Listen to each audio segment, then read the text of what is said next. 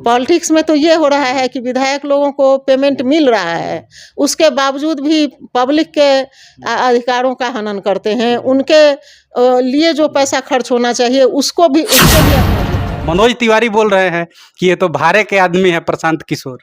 तो मनोज तिवारी क्या थे? मनोज तिवारी भी तो एक साधारण सोच के आपने पॉलिटिक्स को चुना?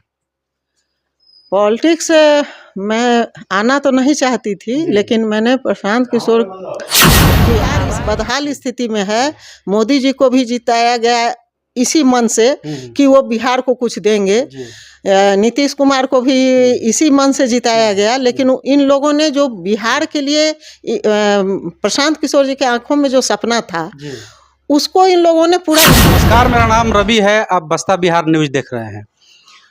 आप लोग जानते हैं कि बिहार विधानसभा चुनाव का सरगर्मी धीरे धीरे तेज हो रहा है और अभी हमारे साथ डॉक्टर नूतन कुमारी हैं जो जन स्वराज की कैंडिडेट है और ये मढ़ौडा 117 से विधायक प्रत्याशी हैं। ये चुनाव लड़ रही है, तो इनसे हम बातचीत करेंगे। सबसे पहले मैम बहुत बहुत स्वागत है। धन्यवाद आप लोगों का भी कि हमसे संपर्क किए, जनता तक हमारी आवाज़ पहुंचाने के लिए आप लोग का बहुत बहुत शुक्रिया। मैम क्या सोच के आपने पॉलिटिक्स को चुना?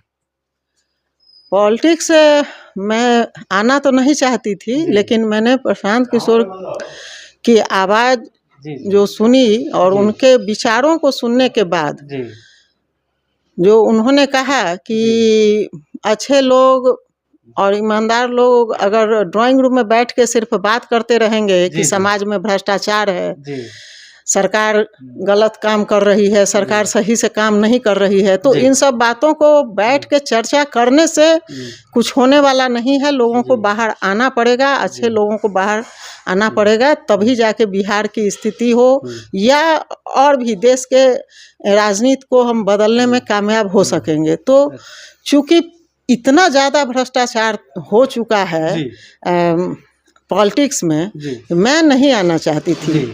शुरू से मेरे घर के लोग, मेरे बाबा या मेरे पिताजी लोग देश की सेवा के रूप में पॉलिटिक्स में रहे। अच्छा। लेकिन आजकल लोग पॉलिटिक्स को व्यवसाय बना लिया है, तो मैं नहीं आना चाहती थी। मैं तो अब हाई स्कूल से रिटायर भी कर चुकी हूँ। अच्छा, आप टीचर भी हैं? टीचर हैं? तो मैं हाई स्कूल से रिटायर की हूँ। अच्छा, रिटायर्ड। हाँ जी। और उसके बाद बीएड कॉलेज में अभी मैं प्रोफेसर हूँ। अच्छा। और ये पेशा मैंने इसलिए चुना कि मैं सोची कि इस बहाने कम से कम उतने शिक्षकों को मैं उनके नैतिक स्तर को ऊपर उठा सकूं कि वो जिस स्कूल में जाएं, जहां भी समाज में रहें, वो बच्चों को शिक्षा दे पाए या समाज को अच्छा बना पाए। तो इस ट्रेनिंग के माध्यम से मैं उन लोगों को कुछ समाज के लिए अच्छा करने के लिए प्रेरित कर पाऊँ। लोगों से संपर्क में रहूँगी तभी तो कर पाऊँगी। तो चूँकि शिक्षा मेरा पैशन था, तो मैंने बीएड कॉलेज में अपना योगदान दे दिया और मैं वहीं अभी कार्यरत हूँ। तो मैम अभी बिहार में डबल इंजन का सरकार है और जो मौजूदा सरकार है वो आपके जो जन स्वराज के मुखिया प्रशांत किशोर हैं, उन पे तरह तरह का लोग एलिगेशन लगा रहा है। वो लोग बोल रहा है कि ये तो चुनावी रणनीतिकार थे, ये तो पैसा लेके दूसरे को चुनाव जिताते थे, ये तो भारे के आदमी है। इस पे क्या बोलिएगा?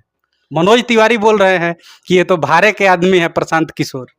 तो मनोज तिवारी क्या थे? मनोज तिवारी भी तो एक साधारण से कलाकार थे और अपने आप को माने फैलाने के लिए तरह तरह का नाटक करके, अजीब तरह का भी संगीत जो भी हो सकता था अपना नाम करने के लिए कुछ भी यूज करते थे। ऐसा तो नहीं है कि कोई बहुत अच्छा संगीत उनका था, गीत अच्छा बहुत था, ऐसा नहीं है। क्योंकि मैं भी बिहार की रहने वाली हूँ, मैं भी उनको सुनी हूँ, ऐसा बात नहीं है। हाँ, ये कैपेसिटी उनकी जरूर थी कि समय के अनुसार कुछ बना लेते थे, लेकिन ऐसा कोई काम समाज के लिए तो उन्होंने किया नहीं। लेकिन प्रशांत किशोर सर को बोल रहे हैं कि वो तो भारे के आदमी है, पैसा लेकर वो लोग काम करते हैं। पैसा लेके काम करना, पैसा माने नौकरी, अगर हम अगर कहीं अपनी सेवा दे रहे हैं तो उसकी फीस लेना ये कोई गलत बात नहीं होती है। गलत बात होती है कि जहाँ हमको पैसा मिल रहा है उसके बावजूद भी हम लोगों का खून चूस के तब उसका काम करते हैं। तो पॉलिटिक्स में तो ये हो रहा है कि विधायक लोगों को पेमेंट मिल रहा है, उसके बावजूद भी पब्लिक के अधिकारों का हनन करते हैं। उनके लिए जो पैसा खर्च होना चाहिए उसको भी, उससे भी अपना जेब भरते हैं। तो गलत वो काम है ना। किसी के लिए हम काम किए और उसका फीस लिए, ये तो गलत नहीं है। सामने सरेआम खुले में हम ले रहे हैं, तो भाई हम किसी के लिए अपना पूरा टाइम दे रहे हैं तो उसकी फीस नहीं लेंगे। हालांकि हम आप सभी को बता दें कि जब महाराष्ट्र का चुनाव था तो प्रशांत सर उसमें चुनाव का रणनीतिकार थे और अंततः चुनाव जो महाराष्ट्र सरकार थी वो चुनाव जीत गई। और जीतने के बाद प्रशांत सर से पूछा गया कि इसके एवज में आप क्या लीजिएगा, तो प्रशांत सर का जवाब था कि हमारे जो बिहारी जो मजदूर हैं, भाई हैं, जो लोग यहाँ काम करने के लिए आते हैं, उनको मारा पीटा नहीं जाए, यही मेरा फीस है। हाँ, ये बात बहुत अच्छा लगा था। यही सब बातें सुन के, और हो सकता है कि पॉलिटिक्स में बहुत लोग बोलते हैं कि पॉलिटिक्स उनको नहीं आता है, रणनीतिकार थे, लेकिन दिल में जज्बा तो है कि बिहार के लिए हमको काम करना है। हम बिहार के लड़का हैं और बिहार इस बदहाल स्थिति में है। मोदी जी को भी जिताया गया इसी मन से कि वो बिहार को कुछ देंगे, नीतीश कुमार को भी इसी मन से जिताया गया, लेकिन इन लोगों ने जो बिहार के लिए प्रशांत किशोर जी के आंखों में जो सपना था उसको इन लोगों ने पूरा नहीं किया। तो इन्होंने कहा कि जब इन लोगों को मैं जिता सकता हूं तो बिहार की जनता को भी अपनी नीति समझा के और जनता को उसका क्या अधिकार है और उसका क्या कर्तव्य है ये बता के, जनता के द्वारा ही तो कोई जीतता है।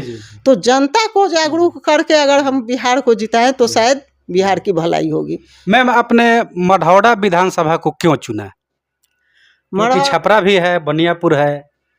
छपरा में देखिए, छपरा में काफ़ी लोग जनसुराज के पहले से जुड़े हुए थे और ज़्यादा लोग यहाँ पर अपना एक्टिविटी कर रहे थे।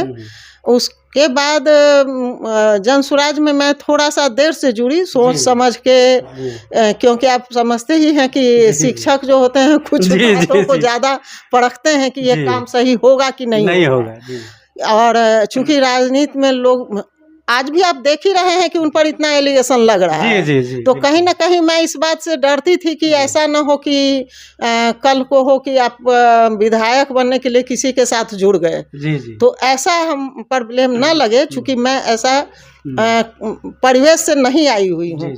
हम लोगों के यहाँ लोग राजनीति जुनून में करते थे, देश की सेवा के नाम पर करते थे। आज न नेता का नाम गाली हो गया है, पहले नेता लोग किसी के सम्मान में नेता कहा जाता था लोगों को, क्योंकि वो देश के लिए, समाज के लिए काम करते थे। तो मैं उस तरह का काम करना चाहती थी, इसलिए मैं पॉलिटिक्स से हटी हुई थी। लेकिन प्रशांत जी ने जब कहा कि नहीं, लोगों को माने बिहार के लोगों की सहायता करनी है, सही मायने में पॉलिटिक्स करना है।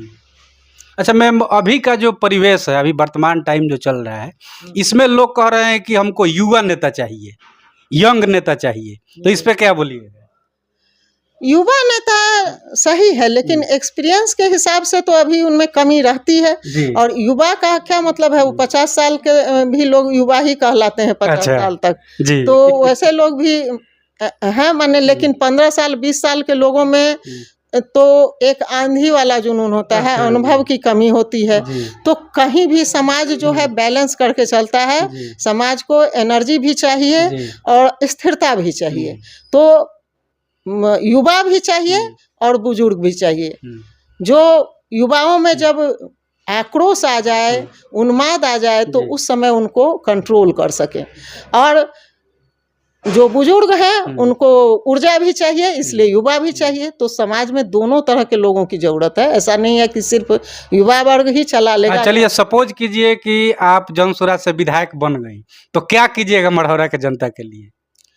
मैं जनसुराज के सपोर्ट से, और जनसुराज हम अगर टिकट देता है और मढ़ौरा की जनता हमें चुनती है, तो मैं जो 4 चीजें उन लोगों के लिए बोली हूँ। मेरा टिकट कंफर्म है ना आपका जनसुराज से? नहीं, अभी मैं भावी प्रत्याशी हूँ, अभी चल रहा है वहाँ बातचीत चल रहा है, माने हम लोगों का सर्वेक्षण चल रहा है। यहाँ बातचीत नहीं होती है कि टिकट हम